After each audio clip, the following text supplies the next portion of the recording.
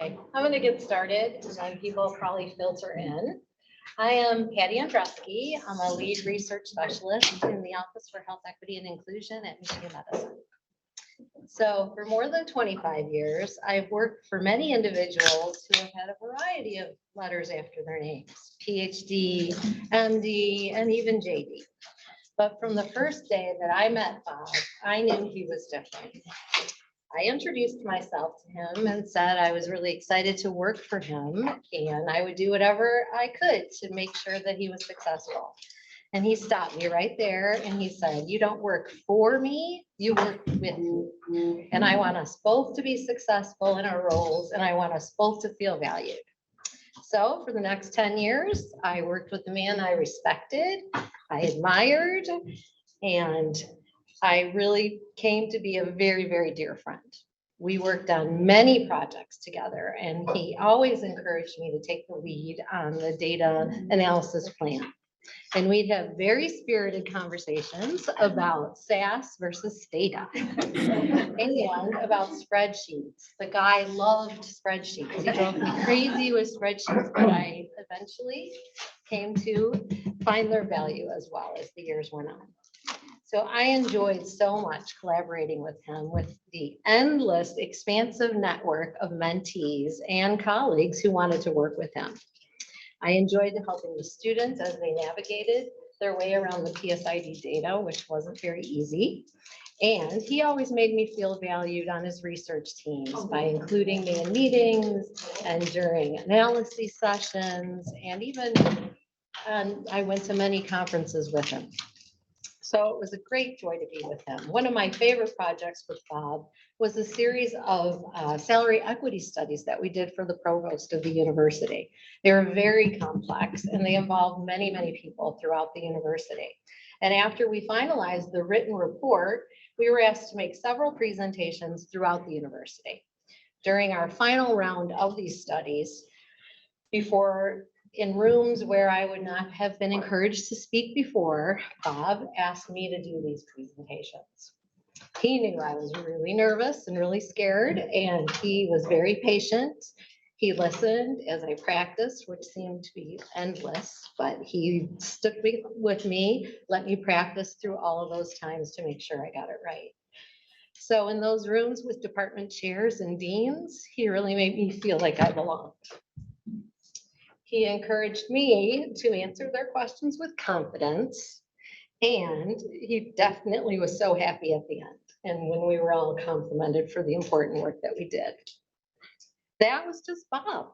That's how he was. He led by example, and he took so much joy, you all know, in mentoring others and in sharing your success. He loved that. He also wanted to build relationships on a personal level. We could be working tirelessly, looking at trends in disability, and at the same time, talking about some amazing thing one of our daughters had done that day. It was just what the relationship we had in the office. He took such an interest in my family that he even mentored my own daughter, Kelsey. We'll see her in the slideshow. He helped her to get a job at the Department of Treasury when she was in college. And then when she graduated, he listened very patiently as she struggled with the decision of where to attend to get her PhD in economics. Lots of spreadsheets were involved with that decision too, and I heard about all of them, but it was great. It was great to have him part of our family as well. It was such a pleasure to work with him, such a privilege all those years at the PSID. And I'm so sure he'd be proud of each and every one of you. And he'd be so happy to have you here today talking about the important work that you're doing. So our next panel is going to be about health. And we're going to start with Jennifer Dowd. And she's on the screen here. She's a professor of demography and population health at the University of Oxford. Jennifer was a Robert Wood Johnson Health and Society Scholars postdoctoral fellow from 2006 to 2008 at the University of Michigan. Then we're going to hear from Anna Zajacova, who is an associate professor of sociology at the University of Western Ontario, also a postdoctoral fellow from 2007 to 2009 in the Population Studies Center here at Michigan. And then our discussant will be Mehta, an associate professor of preventive medicine and population health at the University of Texas Medical Branch at Galveston. Also, a Robert Wood Johnson Foundation Health and Society Scholars Postdoctoral Fellow from 2009 to 11, and an assistant professor at health management and policy at the School of Public Health here at Michigan from 16 to 20. So now, Jennifer, take it away. Great. Thanks so much, Patti. And thanks for the invitation to be part of this event to honor Bob's considerable legacy. It really means a lot, and I really wish I could be there in person, but I'm definitely there in spirit. So go blue. As you heard, Bob was my mentor during the Robert Wood Johnson Health and Society Scholars Program from 2006 to 2008. And I was basically raised by economists, I like to say, in grad school, and also demographers, but I did have a bit of a rebellious streak and was very interested in things like epidemiology and biology that fell outside of the lines of traditional economics. So I was incredibly grateful to Bob for providing a model of a different path. And this is getting to be a real running joke, but he taught me, one, that economists can be nice, and two, that really connecting people and collaborating across disciplines is not only feasible, but necessary for good science. And Bob really, really walked the walk. One thing that really struck me as a young scholar was his incredible talent for the small conference, whether it was trends or PSID related. He was always bringing together this diverse and exciting group of people around important questions and really facilitating just magic happening. And that is exactly what Kate and others were mentioning in their comments. And those small conferences are still some of the most formative of my entire career. And so that conscious effort to really bring people together and ideas is something that I've taken from Bob's approach. Sorry, I should have had that slide. And it's something I really, really hope I can emulate. This is a really good Twitter account, by the way, for economics memes, if anyone doesn't follow it already. So it's really amazing to see the breadth and examples of Bob's mentorship here today. So thanks for including me. Moving on to some research. Today, I wanted to talk about some research on COVID-19, which has been kind of overwhelming my life for the last 2 years, along with everyone else. And specifically a couple of papers looking at the mortality impact globally and a bit more specifically in the US. And of course, Bob's work on health and aging trends has been very influential for all of us working on population health research. And it seems that there are some very important connections between pre-pandemic health in the US and how things have played out with COVID-19. So, how do we measure the impact of COVID-19 on health? It's been immense. Mortality is obviously one metric, but not the only one. And we're actually coming up or have possibly passed 1 million official COVID deaths in the US, which I think none of us ever thought we would see. One way to summarize COVID mortality has been excess mortality, which is deaths above and beyond what would have been expected in a normal year. And this was a really useful tool, I think, during the pandemic to help get a sense of the magnitude of the losses, but it is a bit difficult to compare across countries. It doesn't account for different population age structures, et cetera. So as many of you know, who are in maybe the demography world, life expectancy is one metric that overcomes some of those challenges. And it's comparable across time, across countries, and decomposable in some nice ways with standard demographic methods. So some of my colleagues and I, first look at what happened in 2020 to mortality across, a set of different countries. It was about 30 countries, mostly high income, for which there was good data that was also disaggregated by age and sex. And just a reminder, since I know it's an interdisciplinary crowd, life expectancy as we use it is really a period, what we call a period measure. It's a snapshot of current mortality. So it's calculated as the number of years the average person would be expected to live if they lived through the age-specific death rates that are happening in the current year. So it's not a forecast of any individual's lifespan. It's really a snapshot of the mortality conditions today. And that's why, we see these big shocks happening with the pandemic. So what did happen in 2020? We found in our paper that life expectancy declined in 27 of the 29 countries that we looked at. Denmark and Norway were the exceptions. And in most countries, males experienced bigger losses than females. And as you can see from this figure, some of the biggest losses of more than 1.5 years of life expectancy were documented among males in the US, Bulgaria, Poland, and Sweden, and females in the US and Spain. So the magnitude of these losses in the US really did stand out in 2020. We also looked at what ages contributed to these losses the most, and not surprisingly, given the age gradient and mortality for COVID, increased death rates above age 60 contributed the most to life expectancy declines for all countries between 2019 and 2020. For males, death rates between ages 60 and 79 contributed the most to life expectancy losses across most countries. But the impact of mortality below age 60 was actually notable in many countries, especially in this top left corner. The US had extremely noticeable losses due to mortality under age 60. And just comparing that to some of the other European countries, England and Wales, Spain, lots of other ones, you can see how much of an outlier the US really was in that respect. And we'll talk more about that.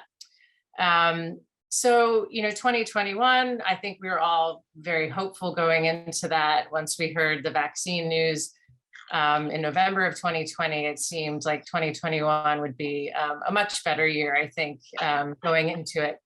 Of course, there was a lot of uncertainty. January and February were still really months of high deaths from those winter waves and just the beginning of the vaccine rollout.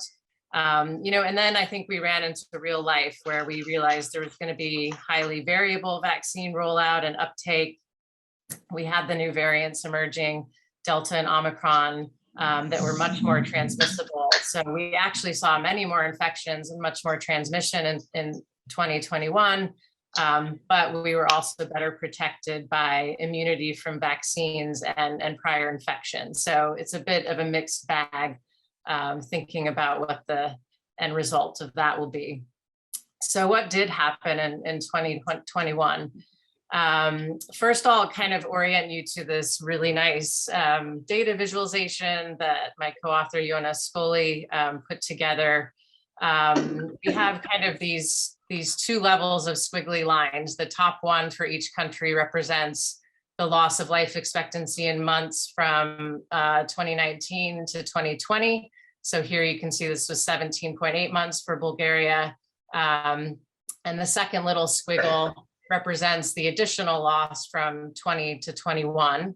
And then the whole line is sort of that cumulative loss from 2019 to 2021, which was 42 months there for Bulgaria. And blue lines down here then represent kind of a bounce back of life expectancy in 21, going back towards where it was in 2019. So we found that 14 of 29 countries that we looked at saw life expectancy losses in both years, 20 and 21 compared to 2019. 12 countries actually improved from 2020, but not back to 2019 life expectancy levels. And we can take a little bit of a closer look first with the bad news. You can see Bulgaria fared especially poorly. And that was the most severe example of 9 countries from the former Eastern Bloc, which really, I think for just the kind of random timing of the waves, were not hit as bad in 2020. They did not see as many losses then. And, kind of shows that variability. Estonia, for example, had the 3rd largest life expectancy losses in 2021, but almost no losses in 2020. And you can note here that the US, saw losses in 2021 that were all, just as bad basically as 2020. And so that's a loss of over 25 months. And I mean, that's just really notable that even with the dramatic rollout of vaccines, the life expectancy losses compared to 2019 were just as large in the US. And we'll come back to this, but the US was also the exception in that losses under age 60 contributed the most to life expectancy losses in 2021. So unfortunately, standing out in that regard again. Kind of the better news group, England and Wales showed a small bounce back in life expectancy with a gain of 2.1 months in 2021 after a loss of 11.4 months in 2020. And you can see some other bounce backs in Spain and Italy. And then kind of the best news was for some of these countries down here. 2 countries, Norway and Switzerland, actually beat pre-pandemic life expectancy.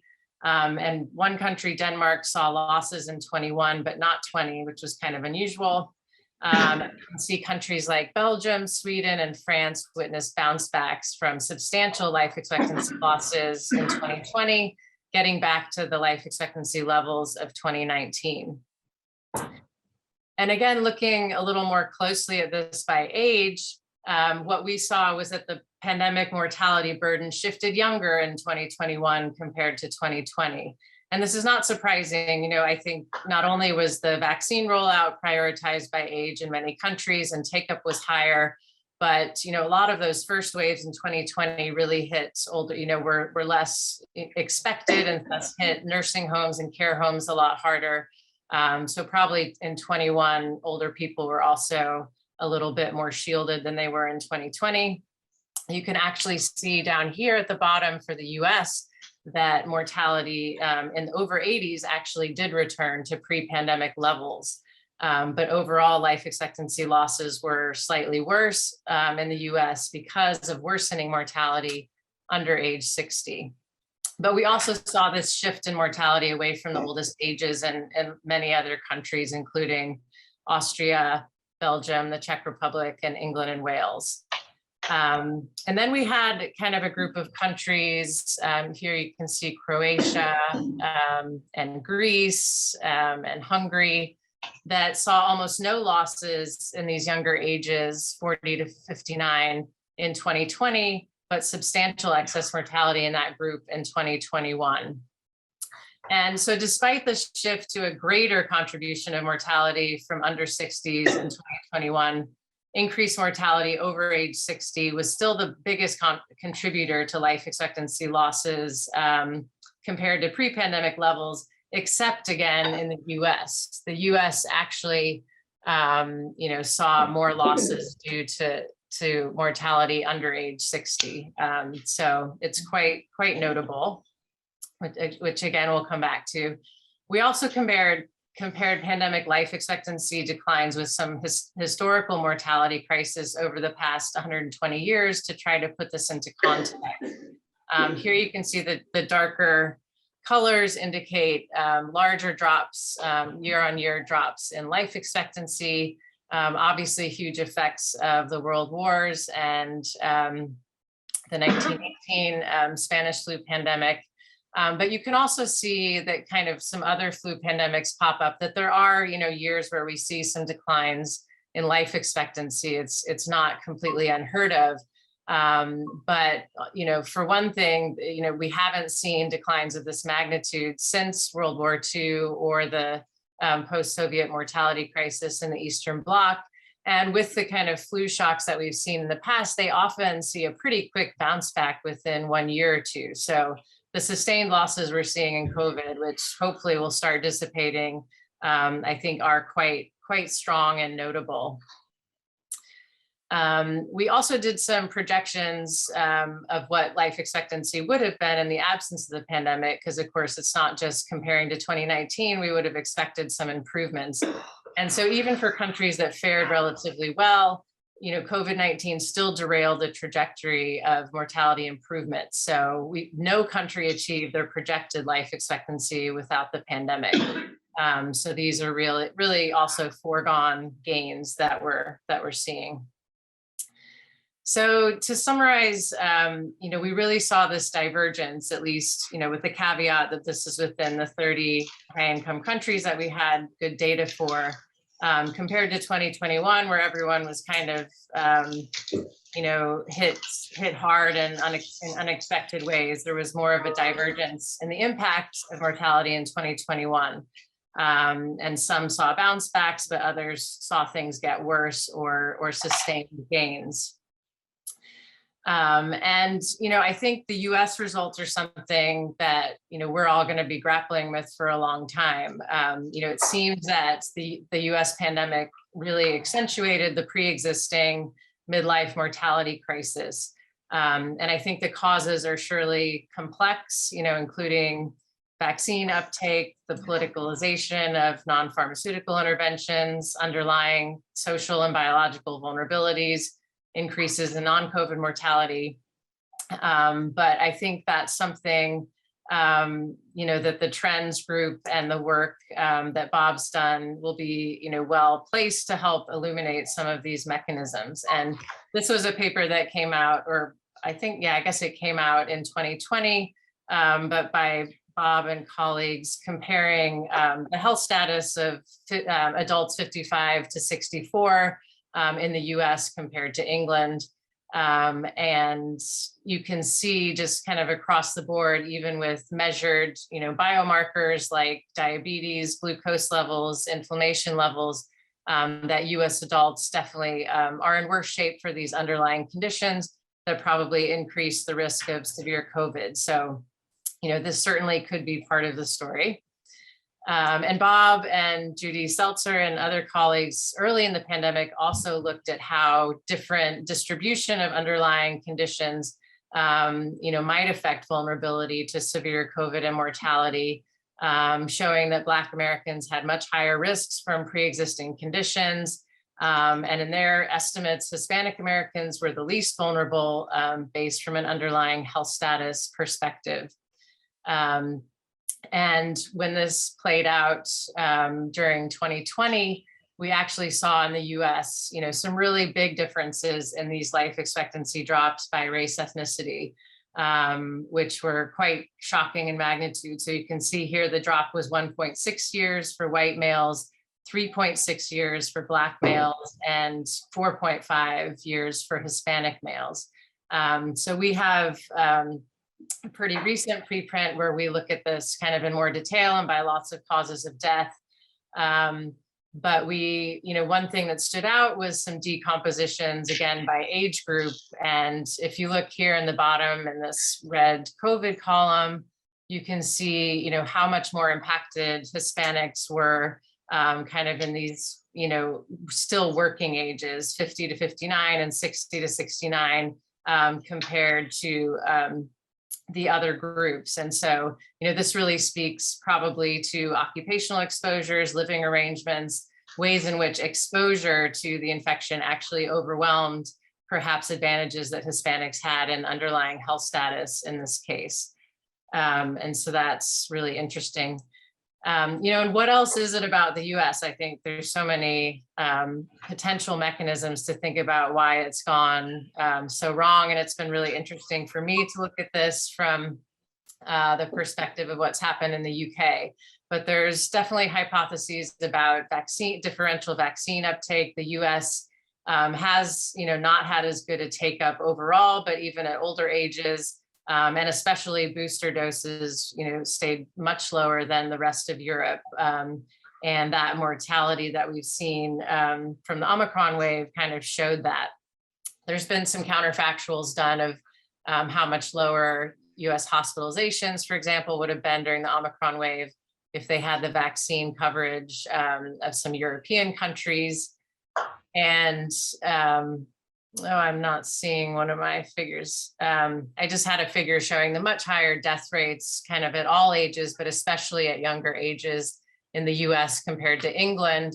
And you kind of see that parallel the different vaccine uptake as well. So, what are the long-term implications of COVID for population health? I think there's many different dimensions of this question. We don't yet know the course of the pandemic in 2022. We have new treatments and vaccines, hopefully, and a lot of existing immunity from these previous waves. But I think we'll start to see the impact of kind of the overwhelmed healthcare system, not just screenings and treatments, but we're seeing still a lot of pressure on the healthcare systems. In the UK, we're having a lot of news about the extreme length of waiting for ambulances and things of that sort. Something that I think will be really important for kind of the trends group that I expect some really good research to come out of there is thinking about the long-term scarring effects for not just those who have died, but those who have been seriously ill. We know that long COVID, even if it affects a small percentage, which it might be a large percentage, when we have so many tens of millions of infections, that's going to add up to a lot of potential disability. And of course, all the social scientists in the room, I hope, will be thinking about the long-term impacts on health of the social and economic disruptions of the pandemic. Oh, I'm missing a slide too, sorry. Okay, can you see that? Oh, no, Lasso. Okay, anyway, I was really happy to hear people talking about Bob as a coach, because somehow this quote came to mind when I was thinking of life lessons. I think, yeah, if anybody knows Ted Lasso, I think he's definitely echoing the Bob Schoeni approach to coaching and leadership.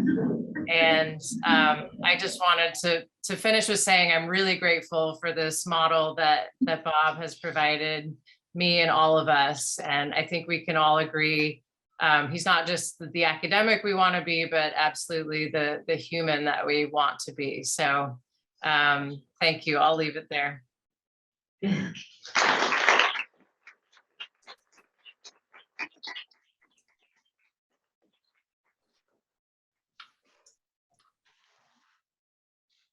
Can you hear me okay? Thanks. Oh, I'm supposed to be standing behind the podium. I'll remember that. I tend to meander, so.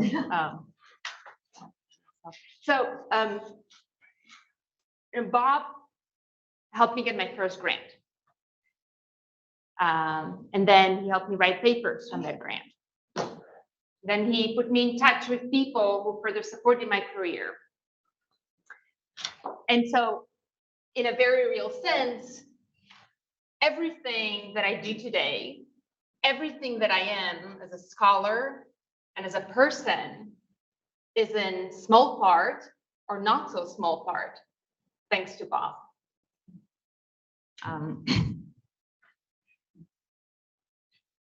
And he did all that, although I was never even his formal student or mentee.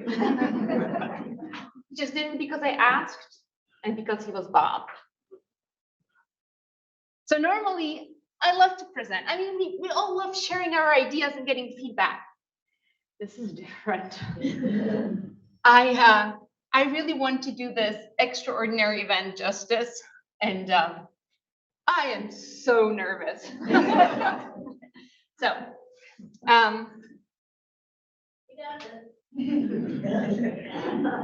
so for the past several years, I've been learning about chronic pain, and I hope that we can learn together for the next 20 minutes and talk about some sociological and demographic characteristics and perspectives on pain. Let's see. Okay, so I want to tackle 6 points about chronic pain. First, that it is a very costly and impactful condition, that it can be measured well in population health surveys, and we should do better at doing that. That it looks like pain is increasing in prevalence, and that pain is a very special health dimension. At least it has a dual nature. Maybe it's very holistic. It has both physical components and mental health components, among others. I will then also show you a little bit about how it's very powerfully shaped by the social context by showing you some results that we've produced on disparities in pain. And finally, I'll just touch on the close but very complex and fraught links between chronic pain and opioid use. So that's the plan. I want to first acknowledge my team. We work on this with Zach Zimmer and Hannah Gerald-Prokopczyk. We have a number of wonderful postdocs, grad students and undergrad RAs, and we are looking for more postdocs. So if any of your students might be interested, please get in touch with me. All right. Chronic pain is an immensely burdensome condition. It affects more people than our top trio, than heart disease, diabetes, and cancer combined. It is tremendously impactful. Why don't we go see a doctor? Pain is the #1 reason we seek medical care, and it is the #1 reason we become disabled. You know how much pain costs? Well, nobody really knows because the last estimates are from 10 years ago. So if any of your grad students want to have like a super highly cited paper, update these. From 10 years ago, that cost was 600 billion annually in lost productivity and medical costs. And chronic pain is linked to the opioid crisis. It's linked to the rising suicide rates, and it is very likely linked to the decreasing midlife health that we're observing in the US. Commensurate to that, there's huge literature on chronic pain. If you just Google chronic pain, this is from a couple of days ago, you'll get, 1.6 million hits. But almost all of that comes from biomedical and clinical literature. Now, outside of that, of course, people have been thinking about pain since time immemorial. Every ancient civilization has developed theories of pain, typically ascribing pain to some supernatural causes. Pain is central to many religions. When you think about Christianity, pain is central to the religion. The first scientific theory of pain was generated by René Descartes, that of Cartesian coordinates and much else, in mid-17th century. If you've had medical training, you should recognize that picture. He had a very mechanistic theory of pain as a sensation that is transmitted through dedicated nerve fibers into the brain.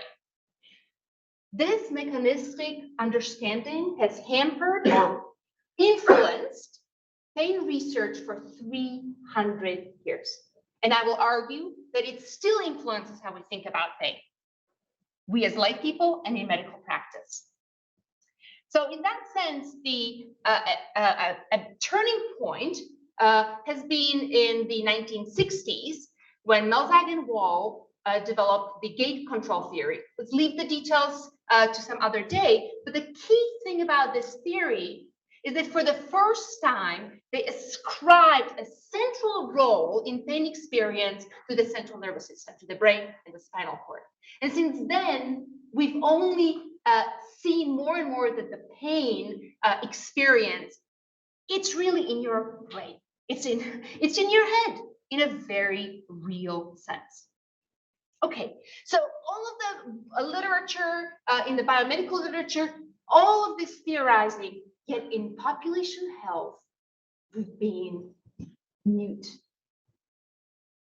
Just since 2000, so to look at what has been published on pain in our leading journals, in social science and medicine, our leading interdisciplinary journals, 10 articles in 22 years, all of them in the past 2 years. This is an emergent literature. In the Journal of Health Behaviors, Journal of Health Behavior, 2, one of those, 4, one of those is ours. And Demography, 2, one of those is ours. So so why? Well, I'll now try to tackle a couple of the things that I hope that are important about pain, but also answer the question why we haven't tackled pain as a field. So I have been talking about pain and you've been nodding. Now, if there was a pop quiz here, fill in the blank, what is pain? Should I call somebody? No, not. The definition is as follows. It's an unpleasant sensory and emotional experience associated with or resembling that associated with an actual or potential tissue damage. The official definition of pain acknowledges fully that it's an emotional experience that may or may not be linked to some diagnosable or evident physical impairment. That's very, very important. Now, what is chronic pain? Superficially, it's pain that lasts for more than 3 months. But at a deeper level, chronic level, and chronic pain and acute pain are fundamentally different phenomena. Acute pain is adaptive. It's necessary for our survival. It is an appropriate response to illness or injury. You can think of it as a fire alarm. Chronic pain, in contrast, is maladaptive. It's a pathological malfunction of the central nervous system or peripheral nervous system as well. So think about fire alarm that goes off and off and off without any fire. So this is where one of the reasons why I think we haven't tackled chronic pain is. Chronic pain has been viewed as a symptom of disease. Then it makes sense to go study the disease. But in fact, we now know that chronic pain can be thought of as a disease in its own right. In fact, the International Classification of Diseases, the Bible of a diagnosis, now has chronic pain as one of not secondary to other conditions. So chronic primary disease, 7 flavors of it are in ICD-11 now. Okay. The other reason why I think we haven't tackled pain is that pain is subjective. And I can't say it better than Elaine Scarry said, to have great pain is to have certainty. To hear that another person has pain is to have doubt. It's very hard to transmit our experiences. And anybody here who has had chronic pain knows this, or if a loved one did, how hard it is to transmit this, okay? And even just beyond this, it's very hard to measure pain. Like I said, it's inherently subjective. Oh, but in population health, we may actually have a competitive advantage because it's necessarily self-reported. There isn't a gold standard like for many other conditions. So our surveys actually are a great fit for collecting information about pain. Now, I'll just say, this hasn't stopped anybody from trying to find ways to measure pain objectively. You're all familiar with various pain scales when you were in hospitals and a doctor's office. There has been tremendous amount of effort trying to figure out if there's some signature of experiencing pain in the brain. No, there isn't so far. There is a huge literature on way of getting at pain from facial grimaces. And this is important in infants, in developmentally disabled adults, but also in animals. Go Google horse pain grimace scales. There's a big literature. So it's been hard to measure pain. And maybe that's one of the reasons why we haven't done much of it. So, simple question. How prevalent is chronic pain? Again, if you just go Google and then get together and compare notes, it's going to be all over the place. You'll find estimates as low as 8% and as high as 50%. So what gives? Well, it's a function of the fact that we've been asking questions in different ways. So some surveys ask, are you often troubled with pain? In Canada, we like to do things differently. So we ask, are you usually free of pain or discomfort? The NHIS asks, how often did you have pain? And all of this is over the past 3 months. And then they follow it up with how often did pain limit your activities? Or they used to ask, do you have pain in, and then they listed body parts. each of these ways that we ask questions elicits a different response. Just by the way, the 8% comes from that second to last question. This is called pain interference, and the 50% comes from the pain site-specific pain. So there's a lot of people here who are leading huge population health surveys. Let's get together, let's talk about this. It's very hard to compare different populations when different surveys ask questions in different ways. And we're not far from being able to, I mean, we've been there with disability, with functional limitations. Now we have ways that we collect these data in a uniform way. We can do that for pain as well. So the prevalence is high and increasing over time. We've done this work for the US, where in every single population group, pain appears to be increasing. We've done it for Europe, where most countries show increasing pain. We've done it in Canada, there's increasing pain. I did find one study, I was updating my notes. In Catalonia, apparently back pain has decreased over the past several years. Now, the key correlates of these increases are psychological distress, obesity, and maybe excessive alcohol use. For those of you who have been studying the deaths of despair in the US population, that trio of reasons should be awfully familiar. For all of those scientists here in the room, also, no. So you probably have been wondering to what degree these increases are due to reporting. We've tackled this. We have a couple of analyses in progress. I don't have time to show the slides because the analysis get a little hairy, but we are so far seeing no evidence of changing reporting. Now, as you know, the absence of evidence is not evidence of absence, or the other way around. Like I said, I'm nervous, so I can't think through these kinds of things right now. But I don't think this is reporting. Okay. Now, the next feature that is very special about pain is its holistic, or at least dual nature. Pain behaves sometimes like a physical condition and sometimes like a mental health condition, we feel.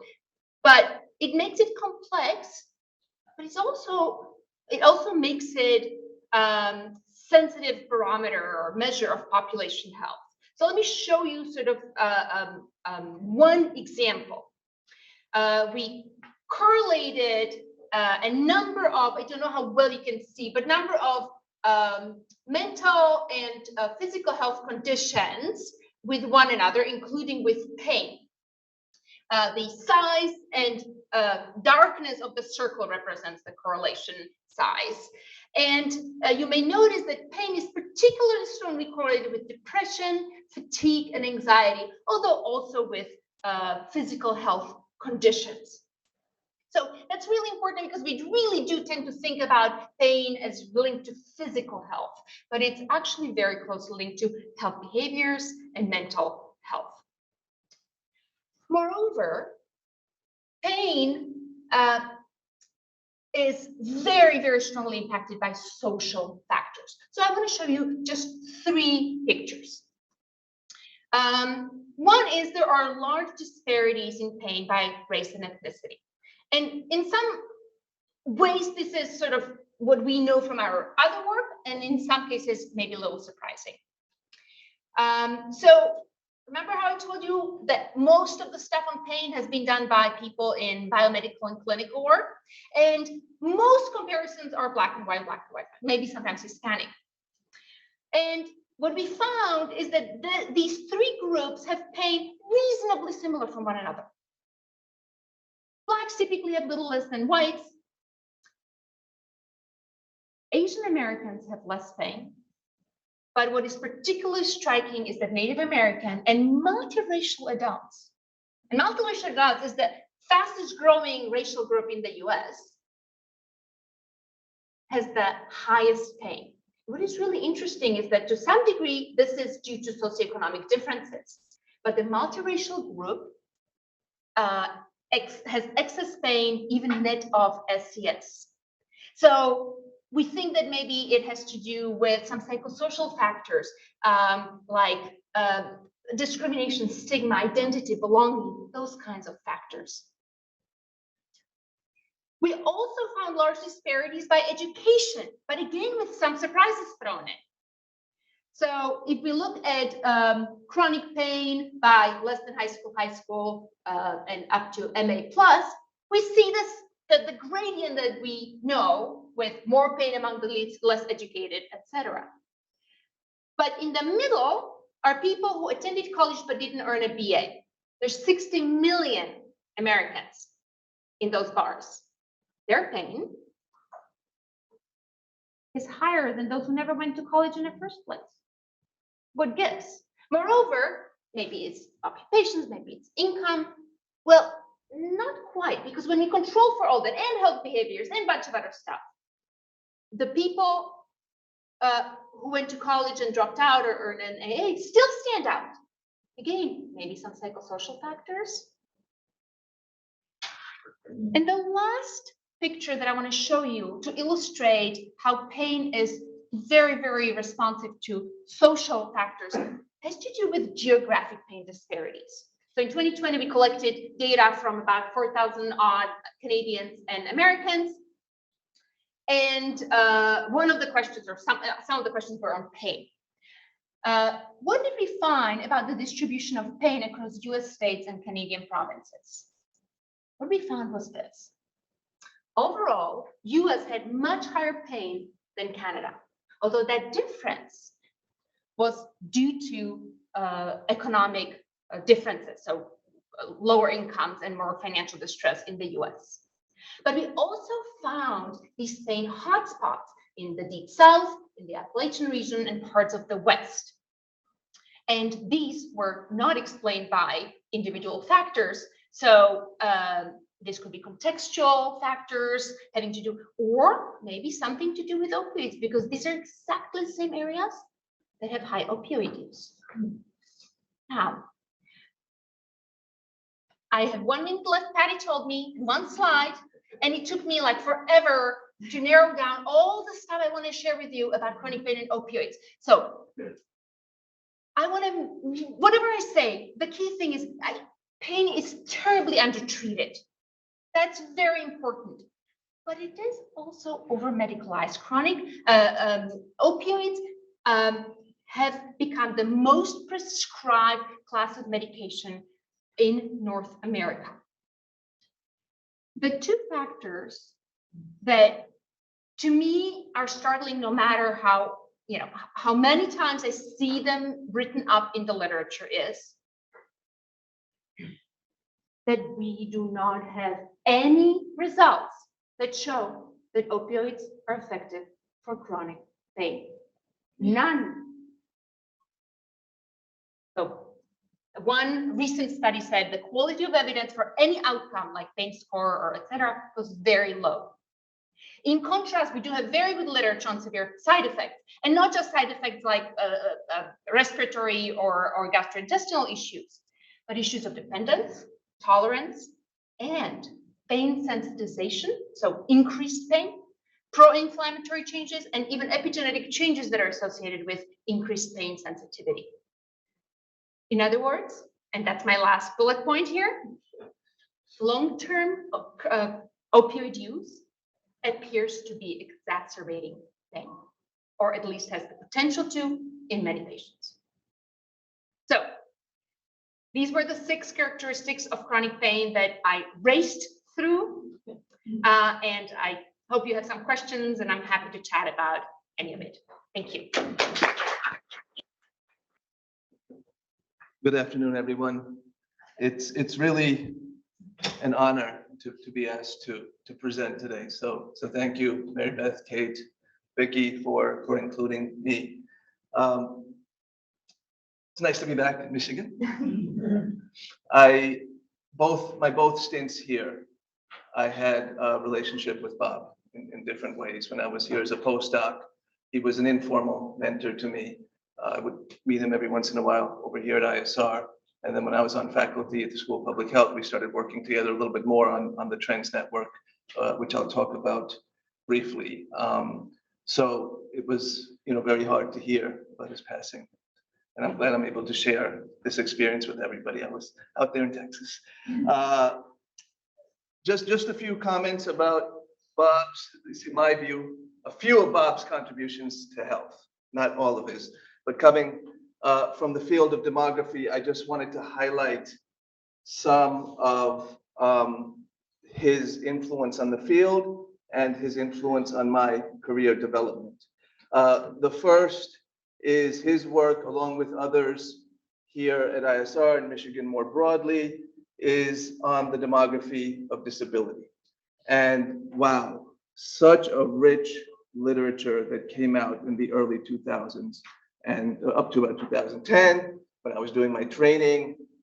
We read all of these trends papers, and they were fantastic. It was demography with a capital D. It was rich description, careful measurement, and wow, we learned a lot about mechanisms, determinants of health using that approach. Sorry, economists. Linking not just the demography, but bringing an eye of a social scientist to this field, to the field of disability. That was very influential to me and many others. So really linking demography to social policy, to public policy, great examples for a student. Bob studied middle-aged adults before it was fashionable to do so. So a lot of the papers, and guess what? They identified some adverse trends in the early 2000s with respect to disability. We were already witnessing things around that time period. It's in the literature, okay? So that I thought was, an important contribution to highlight today, and that will come back to middle-aged adults in my comments on the two papers. And then, of course, the formation, the founding, along with some others, of the Trends Network. And I've been organizing the Trends Network with Bob since 2019. This past year, we came up with an idea to do a supplemental issue. We were very happy to have the Journal of Gerontology agree to sponsor that issue. And the focus of that issue touches on some of the talks today, and that is, why does health in the US lag behind? So Bob and I and Miko Mushkula at the Max Planck Institute for Demographic Research have been working on this issue. Bob worked on this issue up until a couple days before his passing. So, we are really, really excited to see this finally come to fruition. It will be published in about 2 weeks in conjunction with ALS Awareness Month. So I know who read most of the papers, was very thrilled. We have 9 high-quality papers. So please, when you get a chance to take a look at it. So we're very pleased. And tomorrow we're having the annual meeting for the Trends Network. And hopefully more good papers and more good research will come out of this tradition that Bob was instrumental in developing, particularly the multidisciplinarity, right, of this group and of the research that he's produced and he's inspired to produce. Okay, 2 excellent talks today. So thank you, Jen, and thank you, Anna.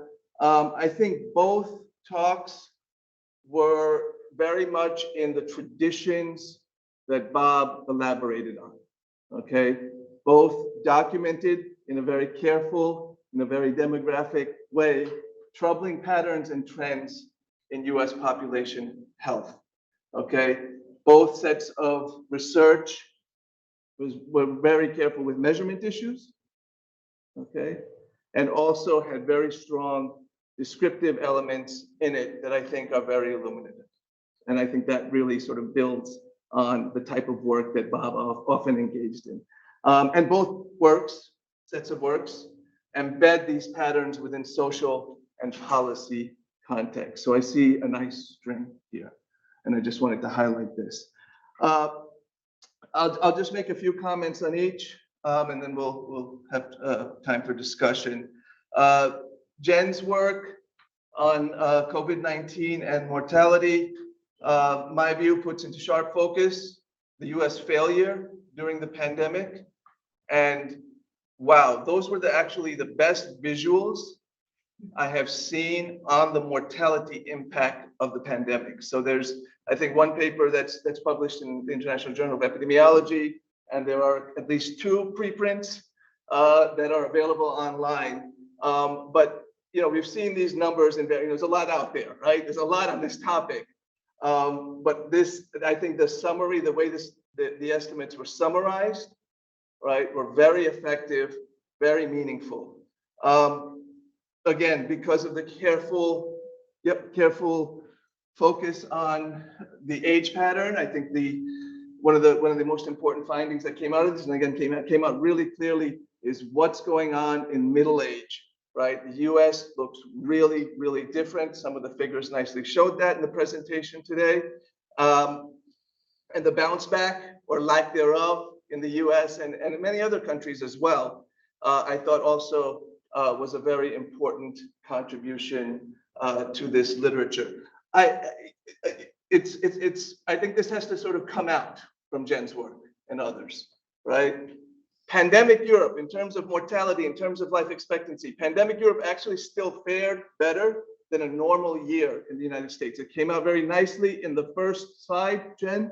So you almost say, oh, I'd rather be in pandemic Europe than the US in a normal year, right? Actually more so. I mean, there was a big gap, right? So even all the deaths and all the coffins that we saw on TV in Italy and Spain, and we're watching it every day thinking, oh my goodness, right?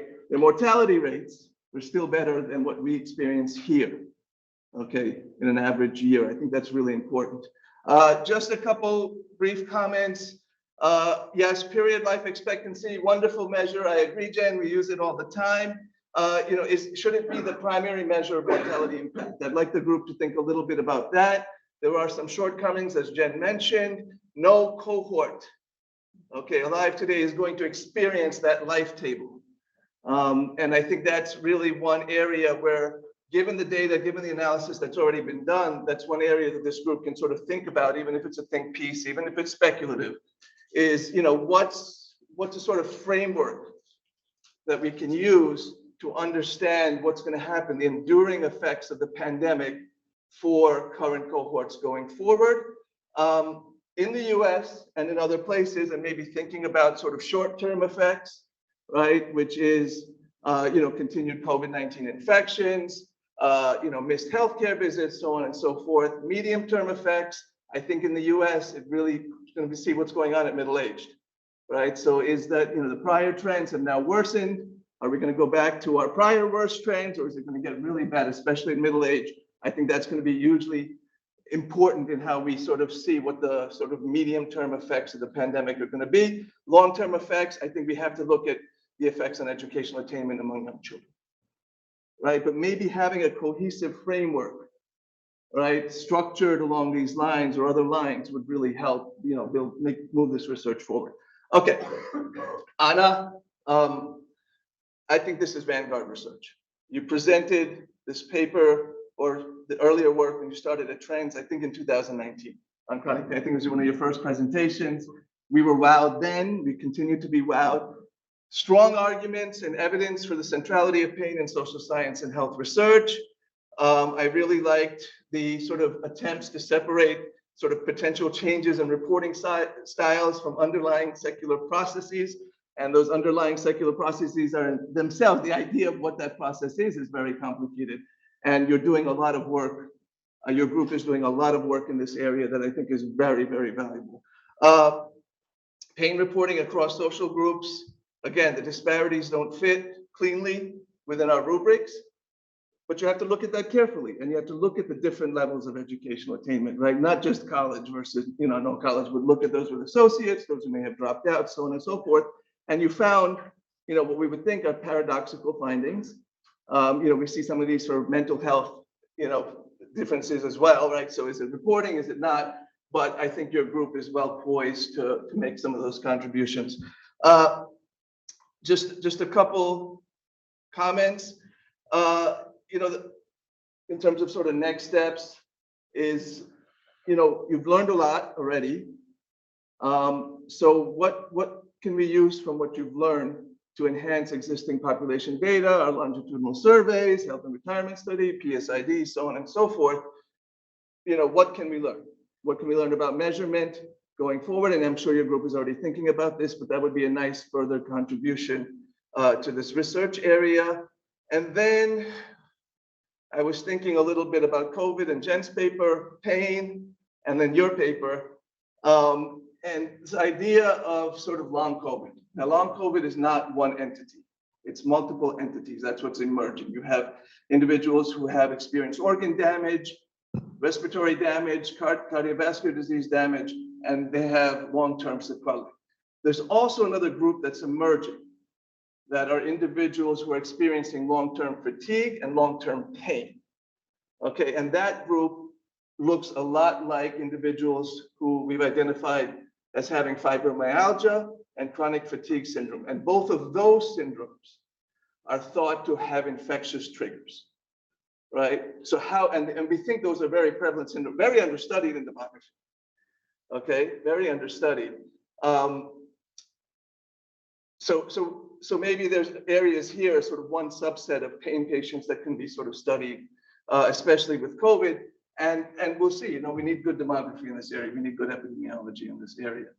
Third thing, which is actually the second bullet point on the slide, is there's a lot made about pain and its correlations with diseases, but also pain and its correlation with the biomarkers we study a lot in the social sciences, especially immune markers, because the immune system and the nervous system talk a lot to each other. We've got a rich literature on sort of the long effects of the immune system function, on disability, on mortality. You know, are these relationships also evident from pain? So thinking about how we do the life course work and applying it here to pain, I think would be useful. With that, I will end my comments. I hope I didn't go over too long. Thank you.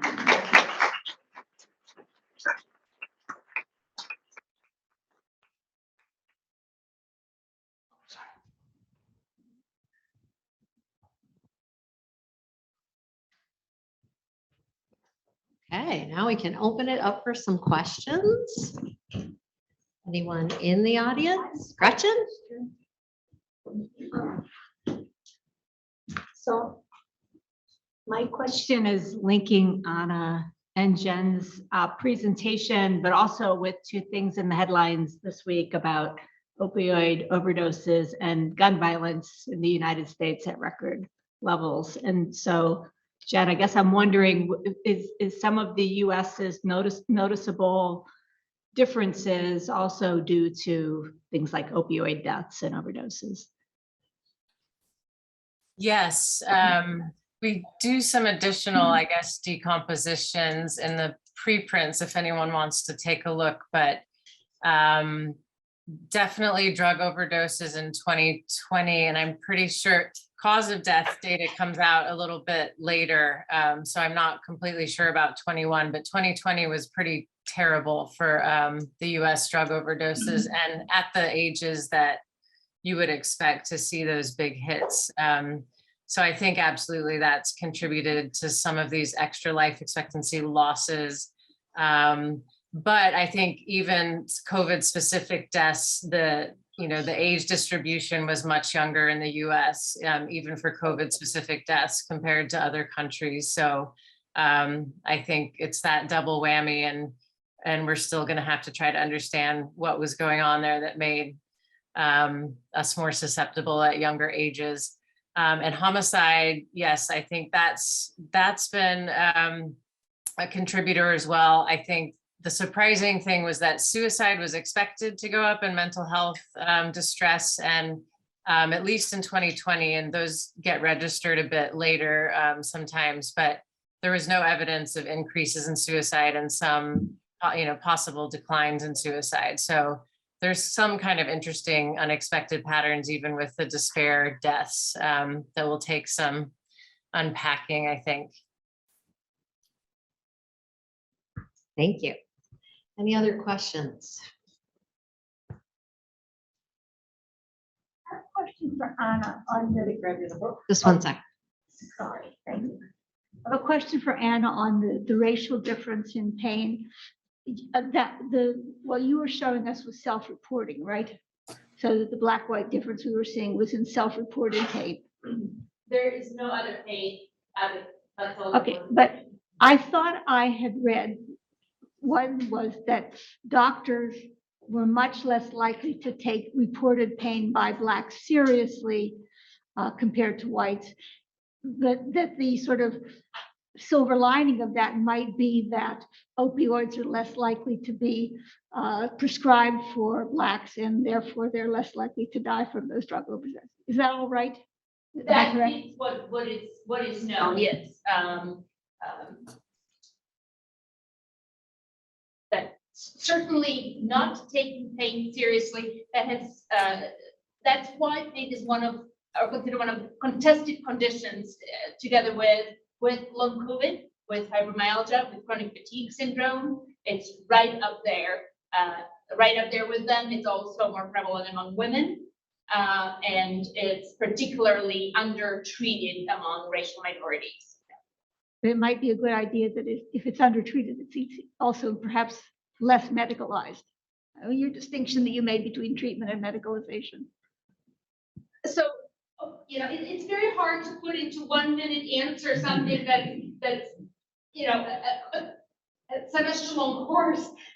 But just say it as simply as I can, maybe, and at risk of oversimplifying, of course, it is well known that chronic pain as such first of all, is hard to treat, no matter how you look at it. Second, whatever we know, it's multidisciplinary rehabilitation. It's the one thing that works better than anything else. And exercise and CBT, cognitive behavioral therapy. These are not done. They're costly, and they're not being reimbursed. So opioids, although are well known to be discouraged, especially as first line treatment, are being offered typically or very heavily as first line treatment. So all of that is happening still, despite the literature. There's a growing gap between what we know is efficient and does not work for chronic pain, and what is still being practiced, not just in high-income countries, not just in Europe, in the US, but all over the world. Thank you. It's a fascinating paper. Thank you. And I'd also add, Anna, that as you continue in this research, to try and include some collaborators from academic medicine, because I know at Michigan Medicine, we are doing a couple studies right now on the disparate treatment between Blacks and whites and pain. So let's talk some more. let's We talk we work with anesthesiologists from Canada, but I'd love to hear No, more. that'd be so- great, because I think they could benefit from sociologists. Yeah. Anything else? That was great. Thank you. Thank you, everyone.